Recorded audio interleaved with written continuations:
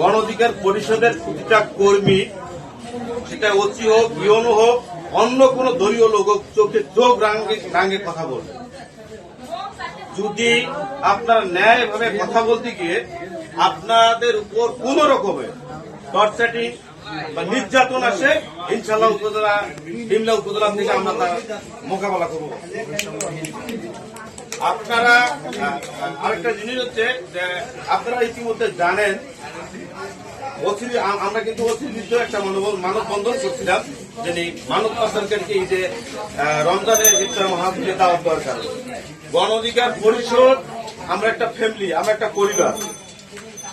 আমরা এতটুকু আশ্বস্ত করতে পারি যে গণ অধিকার পরিষদের কর্মী সে যেখানে হোক না কেন, ডিমলা থানার বাইরে হোক বা ডিমলা উপজেলার ভিতরে হোক, যদি কোনো কর্মী কোনোভাবে নির্যাতিত হয়, নির্যাতিত শিকার হয়, তাহলে আমরা শুধু ফোনের অপেক্ষায়, ফোনটা আমাদের কাছে আসা যতটুকু সময়, তাদের কাছে পৌঁছাইতে আমাদের ততটুকু সময়। আলহামদুলিল্লাহ, আমাদের যে সংগঠন এত শক্তিশালী, আমরা যে এত জনমত তৈরি করতে পারি দ্রুত গতিতে, সেটা অন্যান্য দলীয়রা জানে।